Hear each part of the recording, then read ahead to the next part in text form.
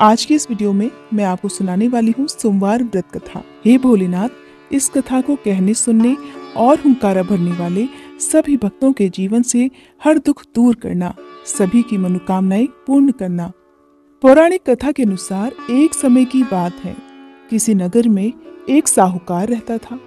उसके घर में धन की कोई कमी नहीं थी, लेकिन उसकी कोई भी संतान नहीं थी। इस कारण वो बहुत दुखी था। पुत्र प्राप्ति के लिए वो हर सोमवार व्रत भी रखता था और पूरी श्रद्धा के साथ शिव मंदिर जाकर भगवान शिव और माँ पार्वती की पूजा भी किया करता था। उसकी भक्ति देखकर एक दिन माँ पार्वती प्रसन्न हो गई और भगवान शिव से उस साहूकार की मनोकामना पूर्ण करने का आग्रह करने लगी।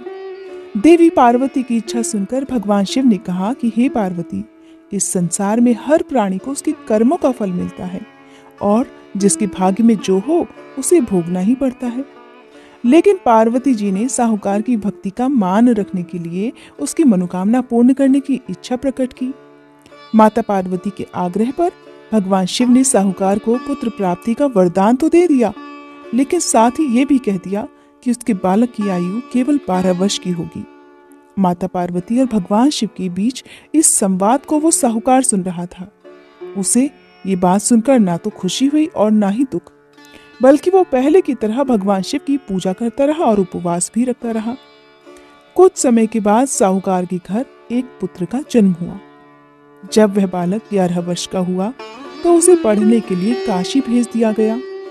साहूकार ने पुत्र के मामा को बुलाकर उसे बहुत सारा धन दिया और कहा कि तुम इस बालक को काशी विद्या प्राप्ति के लिए लेकर जाओ और रास्ते में यज्ञ भी कराते जाना। जहां पर भी यज्ञ कराओ वहां ब्राह्मणों को भोजन कराते हुए और दक्षिणा देते हुए ही आगे बढ़ना। आप दोनों मामा भांजे इसी तरह यज्ञ कराते और ब्राह्मणों को दान दक्षिणा देते हुए काशी की तरफ चल पड़े। रास्ते में एक नगर पड़ा जहां नगर के राजा की कन्या का विवाह था, लेकिन जिस राजकुमार से उसका विवाह होने वाला था वो एक आंख से काना था।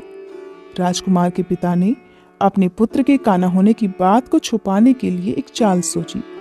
साहूकार के पुत्र को देखकर उसके मन में एक विचार आया। उसने सोचा, क्यों न इस लड़के को दुल्हा बनाकर राजकुमारी से विवाह करा दूं। विवाह के बाद इसको धन देकर विदा कर दूंगा और राजकुमारी को अपने नगर ले जाऊंगा। लड़के को दूल्हे के वस्त्र पहनाकर राजकुमारी से विवाह करा दिया गया, लेकिन साहूकार का पुत्र ईमानदार था। उसे ये बात बिल्कुल ठीक नहीं लगी। उसने अवसर पाकर मंडप में ही राजकुमारी के चुन्नी के पल्ले पर लिख दिया कि तुम्हारा विवाह तो मेरे साथ हुआ है, लेकिन जिस राजकुमार के संग तुम्हें भेजा जाएगा वो एक आंख से काना है। मैं तो काशी पढ़ने जा रहा हूँ। जब राजकुमारी ने चुन्नी पर लिखी बातें पढ़ी तो उसने अपने माता पिता को ये बात बताई। तब राजा ने अपनी पुत्री को विदा नहीं किया, जिससे बारात बिना दुल्हन के ही वापस चली गई। दूसरी ओर साहूकार का लड़का और उसका मामा काशी जा पहुंचे। वहां जाकर उन्होंने यज्ञ किया। जिस दिन लड़के की आयु 12 साल की हुई उस दिन भी यज्ञ रखा गया। लड़के ने अपने मामा से कहा, मामा, आज मेरी तबीयत कुछ ठीक नहीं है। मामा ने कहा कि तुम अंदर जाकर सो जाओ। शिव जी के वरदान अनुसार कुछ ही देर में उस बालक के प्राण निकल गए। मृत भांजे को देखकर उसके मामा ने विलाप करना शुरू कर दिया। संयोगवश उसी समय शिव जी और माता पार्वती उधर से जा रहे थे। माता पार्वती ने भगवान शिव से कहा, हे स्वामी, मुझे इस व्यक्ति के रोने का स्वर सहन नहीं हो रहा। आप कृपया इस व्यक्ति के कष्ट को अवश्य दूर करिए। जब भगवान शिव मृत बालक के पास गए तो कहने लगे कि ये तो उसी साहूकार का पुत्र है जिसे मैंने 12 वर्ष की आयु का वरदान दिया। हे देवी पार्वती, अब इस बालक की आयु पूरी हो चुकी है।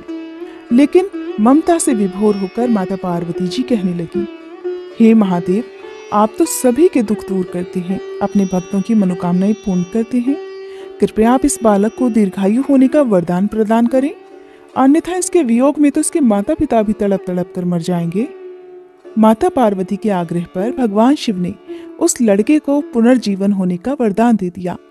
भगवान शिव की कृपा से वह लड़का जीवित हो गया। शिक्षा समाप्त करके लड़का अपने मामा के साथ वापस अपने नगर की ओर चल दिया। दोनों चलते हुए उसी नगर में जा पहुंचे जहां उसका विवाह हुआ था। उस नगर में भी उन्होंने यज्ञ का आयोजन किया। उस लड़के के ससुर ने उसे वहां पहचान लिया। और महल में ले जाकर उसकी खूब खातिरदारी की और फिर ढेर सारा धन देकर अपनी पुत्री को उसके साथ विदा कर दिया। इधर साहूकार और उसकी पत्नी भूखे प्यासे रहकर अपने बेटे के आने की प्रतीक्षा कर रहे थे। उन्होंने प्रतिज्ञा ले रखी थी कि यदि उन्हें अपने बेटे की मृत्यु का समाचार मिला तो वो भी प्राण त्याग देंगे। परंतु अपने बेटे के जीवित होने का शुभ समाचार पाकर वे बहुत प्रसन्न हुए।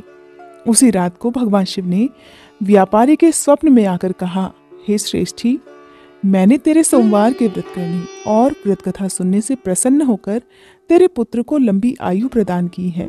और इस प्रकार जो भी भक्त सच्चे मन से सोमवार का व्रत रखता है या इस कथा को सुनता है और पढ़ता है, उसके सभी दुख भगवान शिव दूर कर देते हैं और सभी मनोकामनाएं भी पूर्ण कर देते हैं। हे भोलेनाथ, जिस तरह से आपने साहूकार के दुख को दूर किया, उसी तरह से इस कथा को सुनने वाले सभी भक्तों के दुख दूर करना।